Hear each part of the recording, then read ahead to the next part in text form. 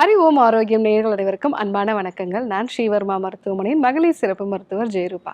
இந்த நாள் இனிய நாளாக அமைய என்னுடைய மனமார்ந்த வாழ்த்துக்களும் பிரார்த்தனைகளும்.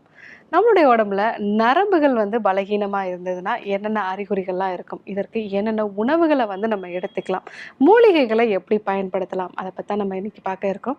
ஸோ நம்ம உடம்புல நரம்புகள் அப்படிங்கிறது நம்மளுடைய மூளையிலிருந்து உணர்வுகள கடத்தக்கூடியது. நம்ம உடல்ல இருக்கக்கூடிய ஒவ்வொரு தசைகளையுமே செயல்படுத்தி நம்ம செய்யக்கூடிய எல்லா வேலைகள்லையுமே நரம்புகளோட செயல்பாடு அப்படிங்கிறது ரொம்பவே முக்கியமானது. ஸோ நரம்புகள் பலகீனமாகுது சத்து குறைபாடுனாலயோ இல்லை வேறு விதமான காரணங்களாலேயோ நம்ம உடம்புல நரம்புகள் பலகீனமாகும் பொழுது நிறைய பேருக்கு வரக்கூடிய ஒரு விஷயம் என்ன அப்படின்னா, திடீர்னு கையில நடுக்கம் உண்டாகிறது. அதே மாதிரி காலில் ஒரு நடக்கும் பொழுதே துவண்டு போகக்கூடிய ஒரு நிலை.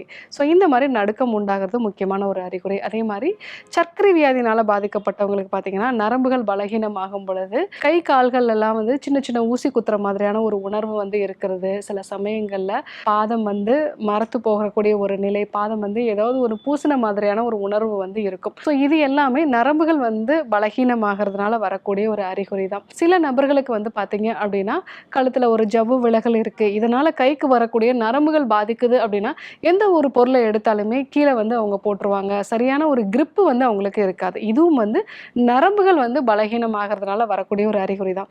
சில நபர்களுக்கு பார்த்தீங்க அப்படின்னா, நல்ல ஒரு இழுத்து பிடிக்கிற மாதிரியான ஒரு வலி, அது கூட எரிச்சல் இருக்கும். நிறைய அந்த சயாட்டிகா மாதிரியான பிரச்சனை இருக்கவங்களுக்கு பார்த்தீங்க அப்படின்னா, தொடை பகுதியில் நல்ல ஒரு எரிச்சல் உண்டாகிறது. ஸோ கால் பகுதியில் வரைக்குமே அந்த எரிச்சல் உண்டாகிறது. இது எல்லாமே நரம்புகள் பலகீனம் ஆகிறதுனால உண்டாகக்கூடிய அறிகுறிகள். ஸோ இதுவே உடம்புல நரம்புகள் பலகீனமாகும் போது நம்மளுடைய மனதிலையும் நிறைய மாற்றங்கள் உண்டாகும். ஸோ பலகீனமான நரம்பு இருக்குது அப்படின்னா, ரொம்ப சின்ன சின்ன விஷயத்துக்கெல்லாம் நமக்கு பயம், பதட்டம், ஆன்சைட்டி உண்டாகிறது, டிப்ரெஷன் இருக்கிறது, சரியான இரவு தூக்கம் இல்லாமல் இருக்கிறது, எப்பவுமே ரொம்ப இரிட்டேட்டடாகவே இருக்கேன் டாக்டர் அப்படின்னு சொல்லுவாங்க. சில நபர்களுக்கு பார்த்தீங்க அப்படின்னா, எப்பவுமே ஒரு கன்ஃபியூஷன்லேயே இருக்குது, எனக்கு எந்த ஒரு விஷயத்துலையுமே கான்சென்ட்ரேட் பண்ணவே முடியலை, இந்த மாதிரியான ஒரு மைண்ட் எப்பவுமே எந்த ஒரு வேலையுமே செய்யணுங்கிற ஒரு விருப்பம் இல்லாமல் ஒரு தெளிவில்லாத ஒரு மனநிலை, பிரெயின் ஃபாக் அப்படின்னு நம்ம சொல்லுவோம். ஸோ அதுவும் கூட நரம்புகள் பலகீனமாகறதுனால உண்டாகக்கூடிய ஒரு அறிகுறிகள். அதே மாதிரி உடல் முழுவதுமாகவே ஒரு சோர்வு இருக்குது. எனக்கு இந்த காரணம் தானே சொல்ல முடியல, ஆனாலும் எனக்கு நல்லா தான் சாப்பிட்றேன், நல்லா தான் நான் எக்ஸசைஸ்லாம் கூட நான் பண்ணுறேன், ஆனாலும் எப்பவுமே ஒரு டயர்ட்னஸ் எனக்கு இருக்குது அப்படின்னு சொல்லுவாங்க. இதுவும் கூட நரம்புகள் பலகீனம் ஆகிறதுனால வரக்கூடிய ஒரு விஷயம். இதே ஒரு நிலை தொடர்ந்து ரொம்ப நாளாக நம்ம உடம்புல இருக்குது அப்படின்னா, அது அடுத்த கட்டமாக செரிமான கோளாறுகளையும் உண்டாகும். சரியான முறையில் செரிமானம் ஆகாமல் நம்ம வயிறு எப்பவுமே உப்புசமாகிறது. சாதாரணமாக 3 மணி நேரத்தில் செரிக்க வேண்டிய அந்த உணவு ரொம்ப நேரமாகவும் நமக்கு செரிமானம் ஆகிறதுக்கு.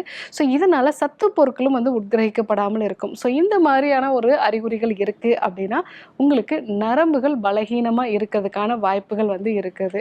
ஸோ இந்த மாதிரி நரம்புகள் பலகீனமாக இருந்தது அப்படின்னா என்னென்ன உணவுகள்லாம் நம்ம எடுத்துக்கலாம்? ஸோ அன்றாடமாக நம்ம எடுத்துக்கொள்ளக்கூடிய உணவுகளில் பார்த்தீங்க அப்படின்னா, நட்ஸ் வகைகள் எடுத்துக்கலாம். முக்கியமாக வால்நட் எடுத்துக்கலாம். அதே மாதிரி பாதாம் எடுத்துக்கலாம். ஏன்னா இதில் ஒமேகா 3 ஃபேட்டி ஆசிட்ஸ் இருக்குது. ஸோ அதிகமான அளவுக்கு மெக்னீஷியம், ஜிங்க் இந்த மாதிரியான சத்து பொருட்கள், வைட்டமின் B6ம் இருக்கிறதுனால இது நரம்புகளை பாதுகாக்கக்கூடிய ஒரு விஷயமா இருக்கும். அது மட்டும் இல்லாமல் நரம்புகளுக்கு சத்துக்களை கொடுக்கறதுனால நரம்புகள் மீண்டும் இயற்கையான ஒரு பலத்துக்கு வரும். ஸோ அடுத்ததாக வாழைப்பழம் நம்ம எடுத்துக்கலாம். இந்த வாழைப்பழத்தில் இருக்கக்கூடிய பொட்டாசியம், அதே மாதிரி வைட்டமின் B6 இதையும் நமக்கு நரம்புகளை பலப்படுத்தக்கூடியது. அதே மாதிரி அடிக்கடி உணவில் நம்ம முருங்கைக்கீரை சேர்த்துக்கலாம். ஸோ இந்த முருங்கைக்கீரை அப்படிங்கிறது சூப் மாதிரி வச்சு சாப்பிடலாம். இல்லை நம்ம டெய்லி வைக்கக்கூடிய குழம்புல ஒரு கைப்பிடி அளவு முருங்கைக்கீரையை நம்ம போட்டு சாப்பிட்டோம் அப்படின்னா, ஸோ அதுலேருந்து கிடைக்கக்கூடிய சத்துக்கள் நம்ம நரம்புகளை பலப்படுத்தக்கூடிய ஒரு தன்மை. முக்கியமாக உடம்புல ஏதாவது ஒரு இன்ஃப்ளமேஷன் உண்டாகி சர்க்கரை வியாதி மாதிரியான ஒரு சில பிரச்சனைகளோ இல்லை தைராய்டு மாதிரியான பிரச்சனைகளால் உடம்புல இன்ஃப்ளமேஷன் அதிகரிக்கும். அந்த மாதிரி நிலைகளில் நரம்புகள் பாதிச்சிருக்கு அப்படின்னா, நம்ம முருங்கைக்கீரையை எடுத்துக்கும் போது இன்ஃப்ளமேஷனும் குறையும், நரம்புகளும் புதுப்பிக்கப்படும். இது கூடவே நம்ம நெல்லிக்காய் அப்பப்போ வந்து எடுத்துக்கிறது நல்லது. ஏன்னா நெல்லிக்காயில வைட்டமின் சி சத்து வந்து அதிகமா இருக்கு. இதுவும் வந்து ஒரு பெஸ்ட் ஆன்டி ஆக்ஸிடென்ட் அப்படிங்கிறதுனால நரம்புகள பாதுகாக்கக்கூடிய ஒரு விஷயமா இருக்கும். அதே மாரி சியா சீட்ஸ் வந்து எடுத்துக்கலாம். ஸோ இந்த மாதிரியான சீட்ஸ் வகைகள், ஃப்ளாக்ஸ் சீட்ஸ் வந்து எடுத்துக்கலாம். இதெல்லாமே நமக்கு வந்து ஒமேகா 3 ஃபேட்டி ஆசிட்ஸ் நெறையா இருக்கு. ஜிங்க் சத்து வந்து இருக்கு. மெக்னீசியம் சத்து வந்து நெறையா இருக்கு. ஸோ இதெல்லாம் நம்ம அடிக்கடி உணவுல சேர்த்துக்கிட்டோம் அப்படின்னா, நம்முடைய நரம்புகள் வந்து பலப்படும். நல்ல இரவு தூக்கம் வந்து இருக்கும். அதே மாரி நெறைய பேருக்கு இந்த கால்கள்ல உண்டாகக்கூடிய எரிச்சல் இது எல்லாமே வந்து குறைய ஆரம்பிக்கும். அதே மாரி கருப்பு திராட்சையும் அடிக்கடி உணவுல வந்து நம்ம சேர்த்துக்கலாம். ஸோ இதுவும் வந்து நம்ம நரம்புகள பலப்படுத்தக்கூடியது தான். ஸோ இந்த மாதிரியான உணவு வகைகள ரெகுலரா சாப்பிடக்கூடிய உணவுல சேர்த்துக்கிட்டோம் அப்படின்னா, நமக்கு நரம்புகள் வந்து பலப்படும். மூலிகைகள பொறுத்தவரைக்கும் நம்ம பிரம்மி வந்து எடுத்துக்கலாம். அதே மாரி வந்து வல்லாரை வந்து நெய் மாதிரி நம்ம வந்து வல்லாரை நெய்யா வந்து நம்ம எடுத்துக்கலாம். அதே மாரி அமுக்குரா வந்து நம்ம எடுத்துக்கலாம். பூனைக்காளி விதை வந்து நம்ம வந்து எடுத்துக்கலாம். இதெல்லாமே நம்ம மருத்துவர்களோட ஆலோசனையோட நம்ம எடுத்துக்கிட்டோம் அப்படின்னா, அதுவும் வந்து நரம்புகள வந்து பலப்படுத்தும்.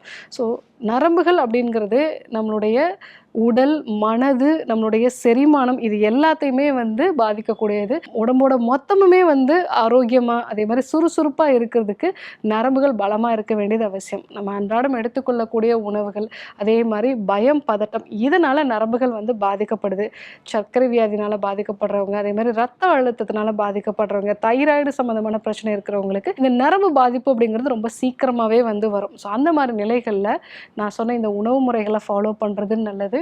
கூடுதலாக தேவைப்பட்டால் இந்த மூலிகைகளையும் மருத்துவரோட ஆலோசனையோட நம்ம வந்து எடுத்துக்கிட்டோம் அப்படின்னா, நரம்புகள நம்ம வந்து பலப்படுத்தலாம். ஸோ இன்றைக்கு நரம்பு பலகீனம் வந்து எதனால உண்டாகுது? ஸோ இத பலப்படுத்தக்கூடிய உணவுகள் என்ன? மூலிகைகள் என்ன? இத பத்தி நம்ம தெரிஞ்சுக்கிட்டோம். இதே போன்று ஒரு நல்ல தகவலோட உங்கள சந்திக்கிறோம். நன்றி, வணக்கம்.